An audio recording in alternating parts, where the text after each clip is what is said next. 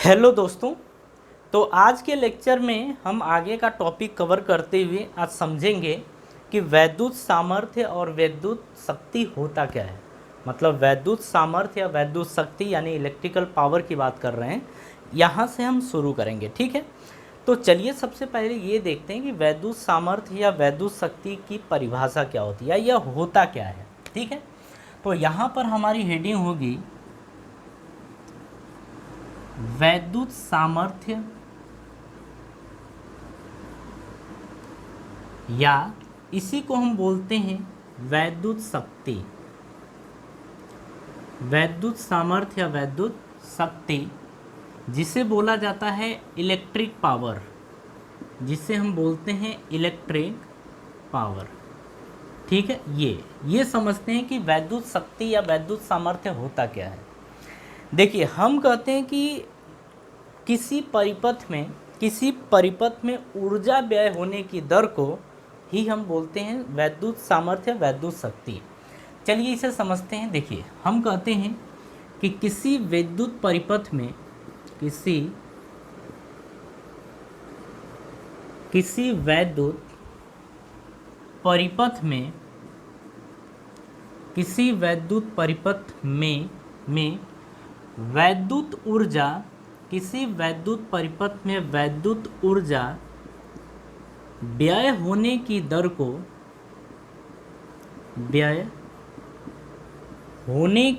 को वैद्युत सामर्थ्य या वैद्युत शक्ति कहते हैं। वैद्युत सामर्थ्य कहते हैं। हम यहाँ पर ये बोल रहे हैं कि जो सामर्थ्य यानी कि वैद्युत शक्ति होता है, सामर्थ्य जिसको हम बोलते हैं पावर, ये होता है आपका ऊर्जा व्यय होने की दर या ऊर्जा अपॉन समय। अच्छा, इसे ना हम कई तरीके से समझ सकते हैं। इसी को हम लिख सकते हैं कि कार्य बटे में समय, या इसी को हम लिख सकते हैं ऊष्मा बटे में समय।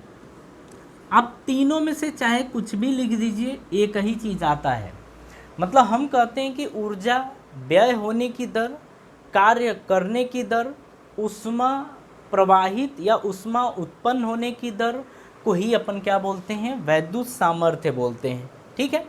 यहाँ पर हम लिख सकते हैं P इज इक्वल्स टू, यहाँ पर ऊर्जा को E से दिखा देते हैं, समय को T से, या फिर कार्य को W से दिखा देते हैं और समय को T से, या ऊष्मा को आपने H से देखा था और समय को T से। तो ये निकल के आ गया। अच्छा, ऊर्जा का मात्रक क्या होता है, जूल। कार्य का मात्रक जूल, ऊष्मा का मात्रक जूल।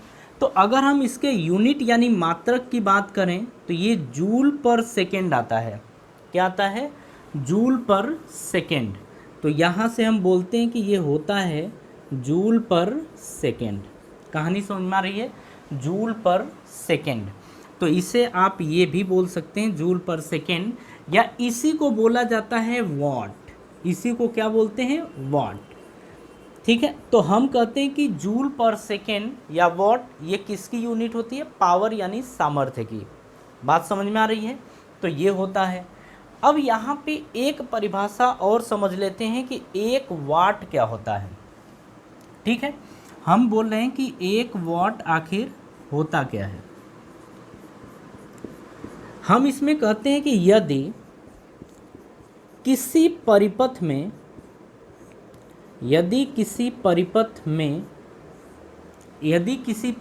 में एक जूल प्रति सेकंड की दर से ऊर्जा व्यय हो रही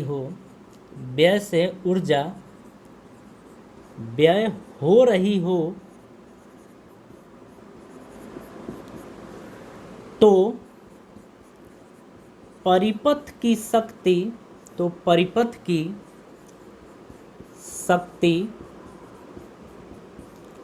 1 वाट होगी। 1 वाट होगी। कहानी कुछ कुछ समझ में आ रही है। हम यहाँ पे क्या बोल रहे हैं, 1 वाट क्या होता है, यदि किसी परिपथ में 1 जूल पर सेकेंड की दर से ऊर्जा व्यय हो रही हो तो परिपथ की शक्ति, इसका मतलब कितना होगा, 1 वाट के बराबर होगा। ठीक है, अब यहाँ पर ये चीज़ समझ गया ना, ये परिभाषा आप लिख लीजिएगा कि 1 वाट जो होता है इसको हम बोलते हैं कि यदि किसी परिपथ में 1 जूल पर सेकेंड की दर से ऊर्जा व्यय हो रही हो तो परिपथ की शक्ति 1 वाट होगी। ठीक है, आपने ये सामर्थ्य की परिभाषा देख लिया है कि किसी वैद्युत परिपथ में वैद्युत ऊर्जा व्यय होने की दर को अपन वैद्युत सामर्थ्य कहते हैं। ठीक है, यानी कि P इक्वल्स टू E/T या W/T या H/T 1 वाट की परिभाषा आपने देखी, तो ये देखा आपने वैद्युत सामर्थ्य के बारे में। अब ज़रा इसको थोड़ा मॉडिफाइड करके इसकी जो इसका जो फॉर्मूला है ना उसे सही करते हैं अपन। देखिए यहाँ से आपको पता है, आप किसी को भी ले लीजिए, इसको या इसको एक को उठाइए, H इज इक्वल्स टू आपने देखा था कि I²R/T होता है, या आपने देखा था कि V²/R/T ये आपका फॉर्मूला होता है। ठीक है, ये आपने देखा था, हाँ ये आपने देखा था। एक चीज़ और हम देखते हैं, H इक्वल्स टू VIT भी होता था, आपने देखा था कि H इक्वल्स टू क्या होता था, VIT। अरे W इक्वल्स टू आपने देखा नहीं था, W इक्वल्स टू VIT ये आपने देखा था। ठीक है, तो ये भी एक फॉर्मूला होता है, ये पीछे से देखा था। ये H के बराबर भी होता है, आप W की जगह क्या लिख सकते हैं, H लिख सकते हैं, फॉर्मूला वही होगा। या आप यहाँ से क्या करिए, ऐसे लिख लीजिए कि VIT अपॉन में T ये लिखेंगे। ठीक है, क्योंकि W की जगह या H की जगह क्या होगा, VIT, सॉरी यही रहेगा, VIT यही रहेगा। ठीक है, ये होगा। अब आपने देखा कि P is equals to H/T है, तो एक बार आप क्या करिए, I²R/T/T रखिए, T से T कैंसल तो बन गया I²R, ये बना।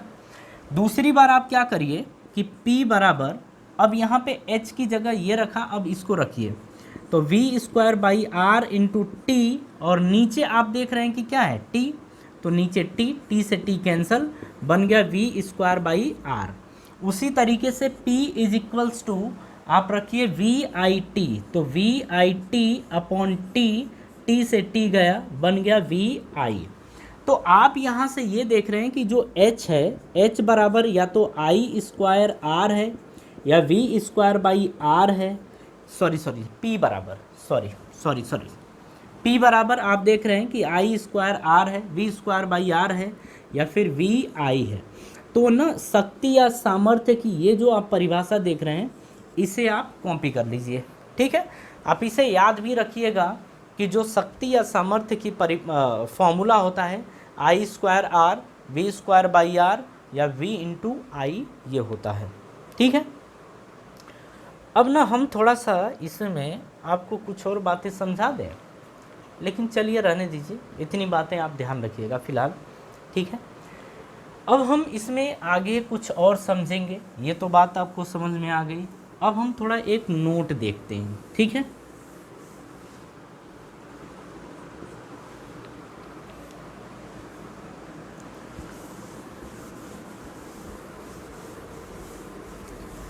हाँ जी, चलिए अब हम ये आपको बता दें कि जो वॉट होता है ना, यहाँ पर हम कह रहे हैं कि जो शक्ति का मात्रक होता है वो वॉट होता है। ठीक है, तो हम ये बोले यहाँ पर कि शक्ति का मात्रक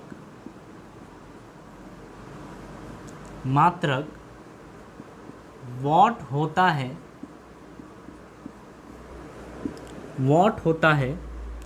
जो एक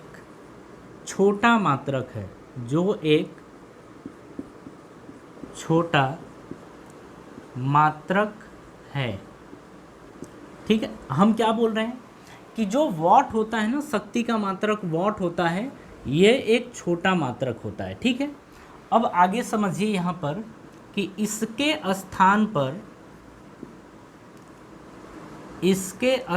पर हम बड़े मात्रकों जैसे किलोवाट, मेगावाट, किलोवाट, मेगावाट का उपयोग कर सकते हैं,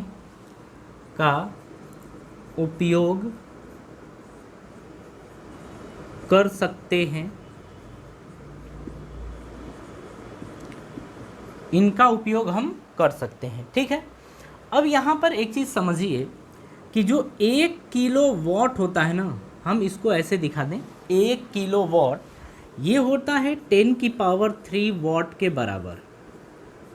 किसके बराबर? 10⁻³ वाट के बराबर होता है। अगर हम 1 मेगावाट की बात करें तो ये होता है 10⁻6 वाट के बराबर। तो ये कहानी आपको कुछ समझ में आई कि 1 किलोवाट जो होता है वो 10⁻³ वाट के बराबर होता है, और 1 मेगावाट जो होता है वो 10⁻6 वाट के बराबर होता है। ठीक है, अब इसके बाद समझिए कि जैसे हम मैकेनिक्स में यूज़ करते हैं, यानी कि यांत्रिकी में, ये आपको समझ में आ गया ना। इसके आगे एक और है, उसे भी ज़रा समझिएगा कि यांत्रिकी में शक्ति का मात्रक जो होता है ना, उसको वाट या किलोवाट में अपन मेज़र नहीं करते हैं, उसको अश्व शक्ति, जिसे हॉर्स पावर बोला जाता है, उसमें यूज़ करते हैं। जैसे आप गाड़ियों की बात करते हैं तो गाड़ियों में ये बोलते हैं कि इतने हॉर्स पावर का है, जो इसका इंजन है वो इतने हॉर्स पावर का है। अगर आप हॉलीवुड मूवी देखते हैं तो जो फास्ट एंड फ्यूरियस मूवी है उसमें इसका यूज़ किया गया है। ठीक है, वो बोलते हैं सब इतने हॉर्स पावर का है, इतने का ये है, इतने का ये है। जैसे उसमें गाड़ियों का भंडार होता है ना, आप उसमें देखते हैं कि वो लोग हॉर्स पावर बढ़ाते जाते हैं, जिससे कि वो गाड़ी की स्पीड और तेज़ हो चली जाती है, वहाँ पे दिखाया गया है। तो हम यहाँ पर ये बोलते हैं कि यांत्रिकी में शक्ति का जो मात्रक होता है, यांत्रिकी में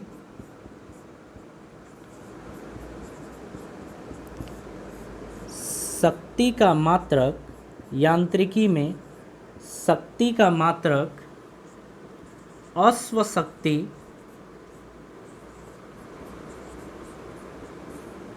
जिसको बोला जाता है हॉर्स पावर, हॉर्स पावर होता है, हॉर्स पावर होता है। ठीक है, ये हो गया कि यांत्रिकी यानी कि मैकेनिक्स की बात करें, मैकेनिक्स का मतलब मशीनों में, मैकेनिक्स में शक्ति का मात्रक क्या होता है? अश्व शक्ति, जिसे अपन बोलते हैं हॉर्स पावर। एक बात याद रखिएगा कि एक हॉर्स पावर जो होता है, एक हॉर्स पावर जिसको अपन HP बोलते हैं, ये होता है आपका 746 वाट के बराबर। एक हॉर्स पावर कितने वाट के बराबर होता है? 746 वाट के बराबर होता है। ये आपको याद रखना है। ठीक है, तो देखिए इसमें आपको ये बातें ध्यान रखनी है कि शक्ति का मात्रक वाट होता है, लेकिन ये छोटा मात्रक है, लेकिन इसकी जगह हम बड़े मात्रक का भी यूज़ कर सकते हैं, जैसे किलोवाट, मेगावाट, इनका हम यूज़ कर सकते हैं। 1 किलोवाट बराबर होता है 10⁻³ वाट, और 1 मेगावाट बराबर होता है 10⁻6 वाट। अब यहाँ पर अगर हम मैकेनिक्स की बात करें, यांत्रिकी में बात करें, तो शक्ति का मात्रक अश्व शक्ति होता है, मतलब हम इसमें लेते हैं। ठीक है, इसमें यूज़ करते हैं। यहाँ पर हम बोलते हैं कि एक हॉर्स पावर यानी कि 1 HP बराबर होता है 746 वाट। ठीक है, तो इतना कॉपी करिए, फिर इसके आगे अपन मूव कर रहे हैं। कॉपी करिए। हाँ जी, चलिए अब इसमें आगे की हम कहानी समझते हैं, और अब ये समझते हैं कि जो वैद्युत ऊर्जा है उसका मेज़रमेंट कैसे किया जाता है। किसका? वैद्युत ऊर्जा को हम किस तरीके से मापते हैं, अब अपने को ये देखना है। ठीक है, और यहीं पर हम सीखेंगे कि जो हमारे घरों की बिजली होती है, यानी कि जो ऊर्जा व्यय होती है हमारे घरों में, जो टीवी, पंखे, बल्ब इत्यादि के द्वारा, उनको हम किस तरीके से मेज़र करते हैं। तो ये तो आपको पता ही है कि हम उसको यूनिट में मापते हैं, लेकिन अब उसी चीज़ को हम आपको समझा रहे हैं। हम यहाँ पर हेडिंग लिखेंगे कि वैद्युत ऊर्जा की माप, वैद्युत ऊर्जा की माप, इसको लिखेंगे कि मेजरमेंट ऑफ इलेक्ट्रिकल एनर्जी या electric energy, measurement of electric energy. हम ये समझ रहे हैं कि वैद्युत ऊर्जा को किस तरीके से मापा जाता है। तो देखिए, अगर हम अपने घरों की बात करें तो अच्छा, उसके पहले हम ये समझ लें कि वैद्युत ऊर्जा का मात्रक क्या होता है, तो हम बोलते हैं जूल। लेकिन अगर हम जूल की बात कर रहे हैं तो ये एक छोटा मात्रक होता है। जूल कैसा मात्रक होता है, ये एक छोटा मात्रक होता है, इससे हम हर एक कुछ को नहीं माप सकते, ठीक है।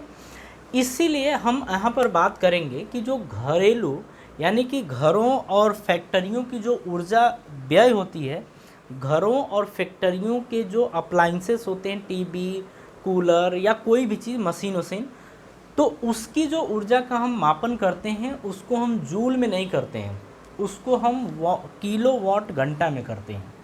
किस में करते हैं, हम करें कि उसको हम किलोवाट घंटा में मापते हैं, ठीक है, किलोवाट घंटा में। ऐसा क्यों, क्योंकि देखा था आपने कि W = PT होता है।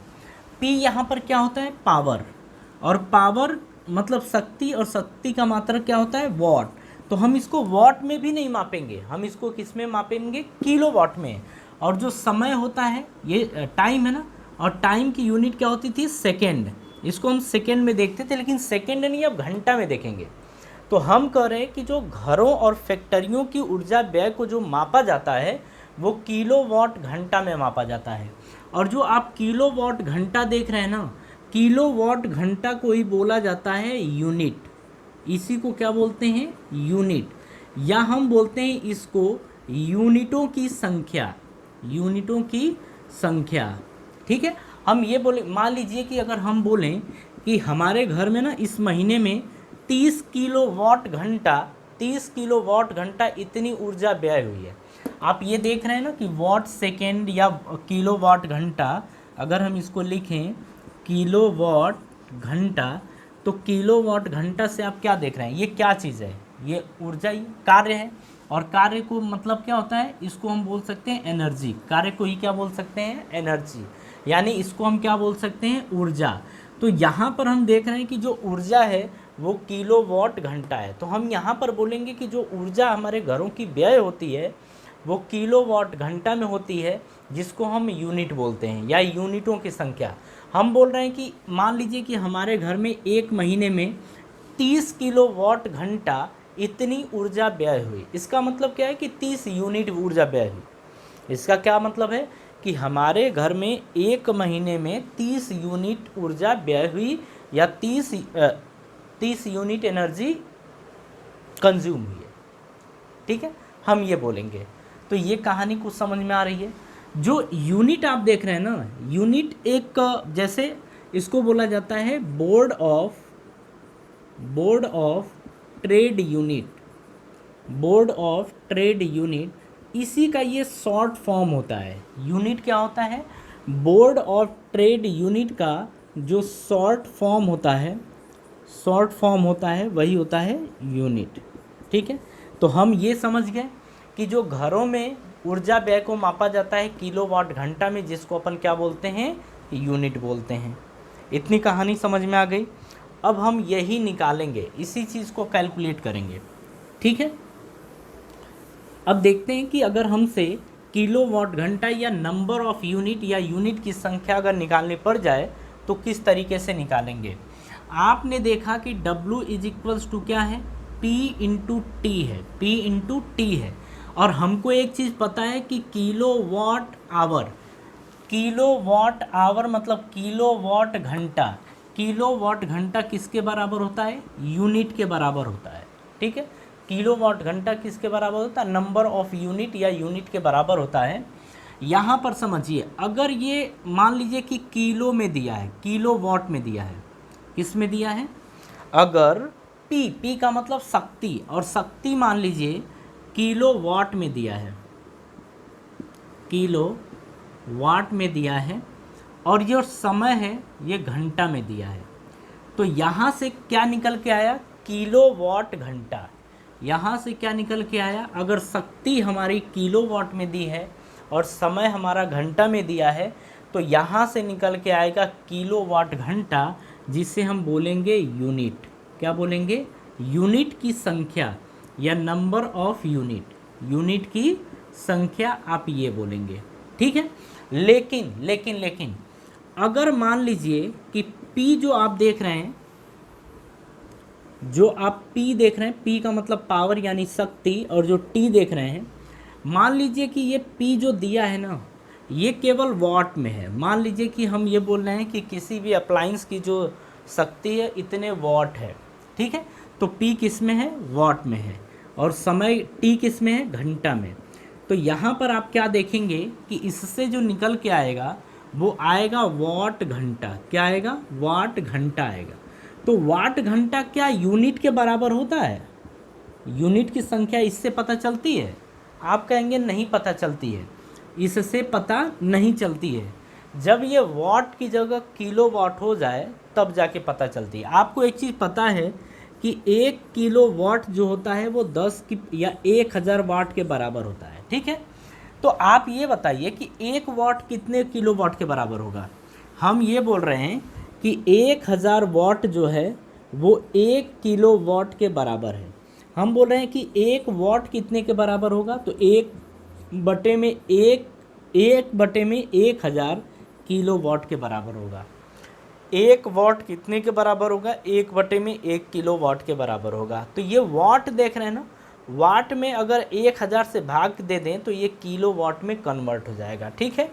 तो हम ये यहाँ पर बोलेंगे कि अगर हम इसमें 1000 से भाग दे दें तो अब ये जो बनेगा, अब ये बनेगा आपका किलो वाट घंटा। क्या बनेगा, किलो वाट घंटा। और जब ये किलो वाट घंटा बन गया तो इसे ही हम बोलेंगे कि ये क्या है, यूनिट की संख्या है, या नंबर ऑफ यूनिट, या यूनिटों की संख्या। ये निकल के आ गया। कहानी कुछ पल्ले पड़ रही है। तो जब भी आपको वाट निकालना या यूनिट की संख्या निकालनी पड़े, हमेशा आप किलो वाट घंटा में कन्वर्ट करेंगे। अगर ये वाट में है तो इसे किलो वाट में कन्वर्ट करिए, जिससे आपको 1000 से भाग करना पड़ेगा, और समय को आप हमेशा घंटा में रखेंगे। तो यहाँ से जो निकल के आएगा किलो वाट घंटा निकल के आएगा, जिसे आप बोल देंगे कि ये यूनिटों की संख्या है, ये यूनिटों की संख्या है। कहानी समझ में आ रही है? अच्छा, यहाँ पर हम इसको ज़रा कन्वर्ट करें तो आपको पता है कि P = VI होता है। P = क्या होता है, VI। V क्या होता है, V का मतलब विभवांतर। विभवांतर को किस में मापते हैं, बोल्ट में। और I क्या होता है, धारा, और धारा को हम मापते हैं एम्पियर में। किस में मापते हैं, एम्पियर में। तो ये आप यहाँ पे चाहें तो कन्वर्ट कर लीजिए। तो W = P की जगह क्या लिखेंगे, VI × T बटे में 1000। ये भी जो आप देख रहे हैं ना, ये भी आपका किलो वाट घंटा ही है, किलो वाट आवर ये है। यहाँ से भी आप प्राप्त कर सकते हैं यूनिटों की संख्या, यूनिटों की संख्या। अगर आपका पावर न देखे, अगर शक्ति न देखे, आपका दिया है वोल्टेज यानी विभवांतर, धारा, कितनी धारा प्रवाहित हो रही है, अगर ये चीज़ दिया है तो इसकी सहायता से भी आप ये निकाल सकते हैं, यानी यूनिटों की संख्या आप निकाल सकते हैं। कहानी समझ में आ रही है? इसके बाद हम बात करेंगे कि किलो वाट घंटा और जूल में क्या संबंध होता है। किलो वाट घंटा और जूल में क्या संबंध होता है। अरे इतनी बात तो समझ में आ गई, ये टफ तो है नहीं, आसानी से आप कर ले जाएंगे।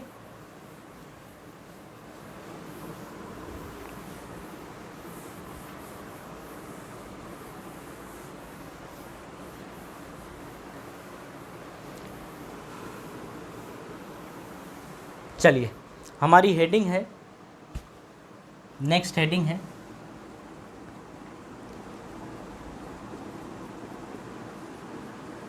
किलो वाट घंटा व जूल में संबंध, जून नहीं जूल में संबंध,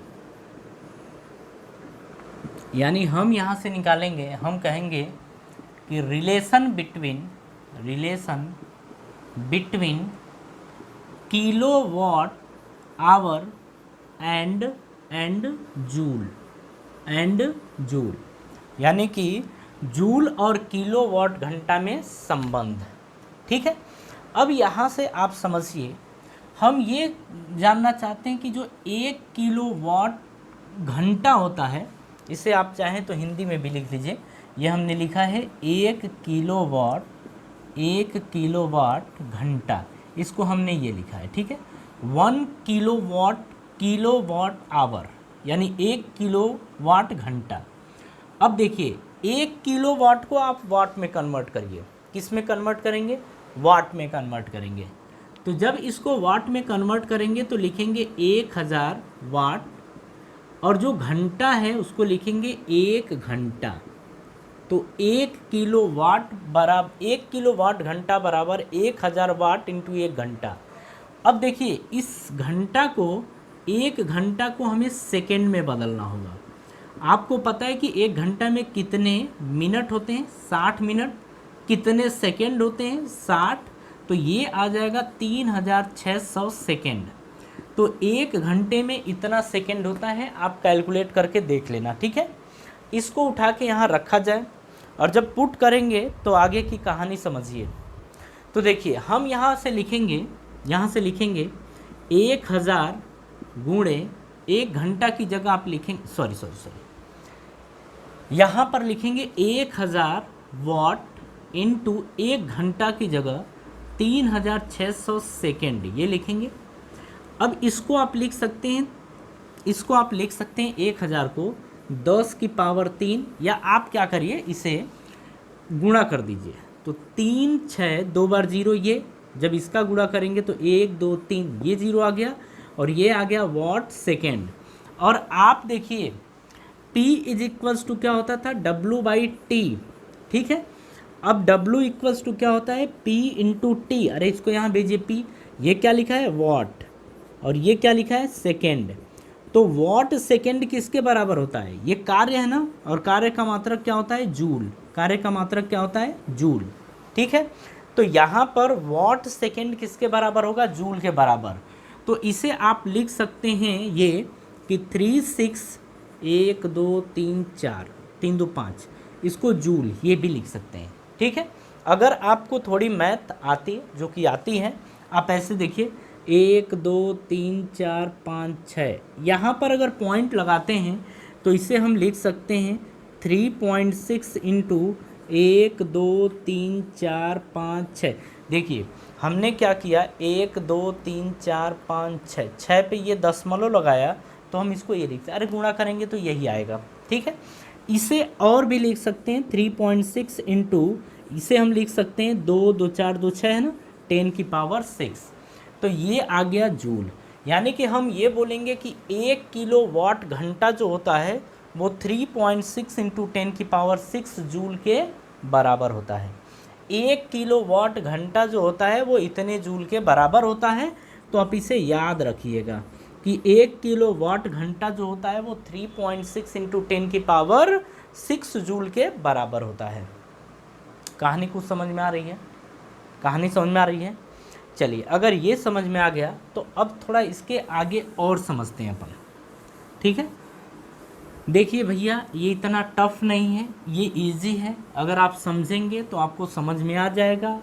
और यहाँ पर देखिए बात ये होती है ना कि हम अगर आपसे ज़्यादा बातचीत करने लगेंगे ना, तो जो चैप्टर है ये चैप्टर अपने आप में ब्रॉड हो जाएगा, बहुत लेंदी हो जाएगा, फिर मज़ा नहीं आएगा ना। इसीलिए हम सोचते हैं कि आपको लगातार ना पढ़ाते जाएं, जिससे आपका भी इंटरेस्ट बना रहे। अपनी देखिए क्लास 10th में ना क्लास की लिमिट है, इसी तरह 11th और 12th में भी लिमिट होता है। अगर यही आप ऑफलाइन क्लास में होते ना तो ये हम थोड़ा टाइम ज़्यादा लेते, लेकिन हंसाते खिलाते डोलाते सब कुछ होते रहता और आगे हम मूव भी करते रहते। लेकिन ऑनलाइन क्लास के अंदर क्या होता है ना, आप बोर हो जाएंगे, आप ये सोचेंगे अरे यार ये चैप्टर ख़त्म ही नहीं हो रहा है। तो आपके अंदर ये चलने लगेगा। इसी वजह से हम लगातार आपको पढ़ाते रहते हैं ताकि हमारे जो नंबर ऑफ़ लेक्चर्स हैं वो कम हो जाए। ठीक है, अब एक नोट में ज़रा आप समझिए, यहाँ पर हम बात करने जा रहे हैं कि औद्योगिक स्तर पर, यानी कि पावर हाउस की बात कर रहे हैं। जो पावर हाउस होते हैं जहाँ पे बिजली बनता है या जहाँ से बिजली चारों तरफ भेजा जाता है उसे हम पावर हाउस बोलते हैं। जो पावर हाउस होता है ना, वहाँ पे जो बिजली जो ऊर्जा होती है ना उसे वॉट में या यूनिट में उसे किलोवाट में मेज़र नहीं किया जाता है, उसे किलोवाट घंटा या किलोवाट में मेज़र नहीं किया जा सकता है। वहाँ पर एक बड़े यूनिट की ज़रूरत पड़ती है। तो हम पावर हाउस जहाँ पर होते हैं वहाँ पर बिजली को मापते हैं या तो मेगावाट में, किसमें, मेगावाट, जिसे बोलेंगे MW, या फिर हम उसे मापते हैं मेगावाट घंटा में, किसमें, मेगावाट घंटा में, जिसे हम बोलते हैं मेगावाट आवर, हम इसमें मेज़र करते हैं। ठीक है, आप मेरी बात समझ पाए? मैंने क्या बोला कि जो पावर हाउस होते हैं वहाँ पर बिजली को हम किलोवाट में नहीं मेज़र करते हैं या किलोवाट घंटा में नहीं मापते हैं, उसे हम मापते हैं मेगावाट में या मेगावाट घंटा में। अब यहाँ पर अगर समझा जाए तो एक मेगावाट जो होता है, एक मेगावाट जो होता है वो देखिए 10 की पावर 6 वाट के बराबर होता है। लेकिन ये केवल और केवल पावर को बताएगा। किसको बताएगा? पावर, यानी कि उसकी शक्ति को। ठीक है, ये बताएगा कि उसके पास इतनी शक्ति या इतना सामर्थ्य है, वो ये बताएगा। लेकिन अगर वहीं पे हम बात करें मेगावाट घंटा की, मेगावाट घंटा जिसे हम बोलते हैं मेगावाट आवर, इसकी अगर बात करें तो हम यहाँ पर लिखेंगे, यानी कि हम बात कर रहे हैं 1 मेगावाट घंटा की।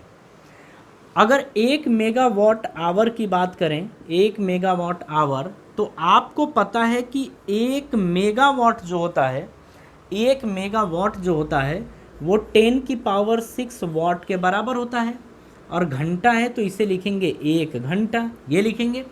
आपको पता चला है कि 1 घंटा बराबर, यानी 1 आवर बराबर होता है 3600 यानी 3600 सेकेंड, ये होता है। आपको ये पता चला है कि 1 घंटा जो होता है 3600 सेकेंड के बराबर होता है। यहाँ रखिए, तो यहाँ रखेंगे तो 10 की पावर 6 वाट इंटू 3600 सेकेंड, ये होगा। इसे आप मल्टीप्लाई जब करेंगे, अच्छा यहाँ पर ना जो 3600 है इसे लिख सकते हैं 3.6 इंटू 10 की पावर 3 सेकेंड, आप ये लिख सकते हैं।